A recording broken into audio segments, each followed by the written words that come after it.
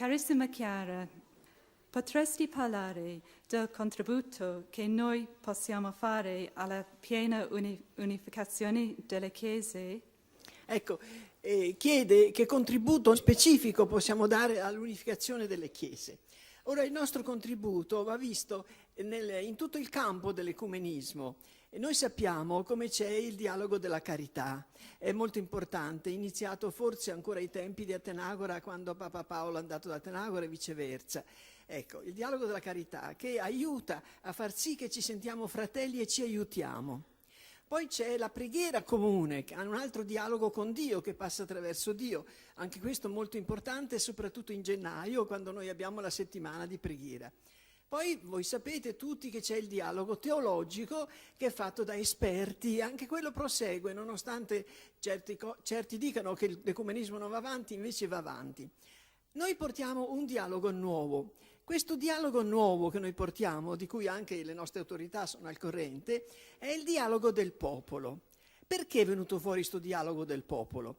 Perché la spiritualità che noi viviamo in tutte le varie chiese, sono 300 mi pare i fedeli, sono 300 le chiese di cui i fedeli sono nel movimento, ecco, questo dialogo è scaturito proprio, è stato generato dalla nostra spiritualità, perché la nostra spiritualità è comunitaria e ci lega, ci stringe, ci mette insieme. Se io devo amare la Veronica deve amare me, cosa si stabilisce fra me e lei? Gesù in mezzo.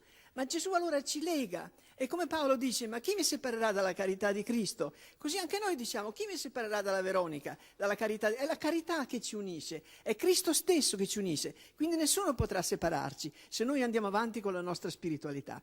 Quindi è venuto fuori che a forza di vivere questa spiritualità nella Chiesa cattolica, anglicana, luterana, metodista, eccetera, eccetera, è venuto fuori un popolo, senza che noi lo pensassimo, fiorito da questa spiritualità che genera per forza, perché è comunitaria, un popolo. E questo è il nostro popolo. E cosa è successo? È successo che noi vivendo insieme, conoscendoci, amandoci, portando avanti questo nostro amore reciproco, questo nostro comune movimento, abbiamo scoperto che non siamo mica indifferenti gli uni agli altri, che abbiamo delle cose in comune, che siamo già una sola famiglia, che siamo già un popolo cristiano. Noi lo siamo già, questo popolo cristiano. Io ho il battesimo, ma ce l'ha anche Veronica, ce l'avete anche voi. Io ho l'Antico Testamento, ma l'avete anche voi, ce l'ho anch'io. Ho il Nuovo Testamento, ma nell'Antico Testamento ancora c'erano i comandamenti, ma li ho anch'io, li avete anche voi. E poi abbiamo i concili in comune, poi abbiamo un sacco di cose ancora che non sto a enumerare in comune.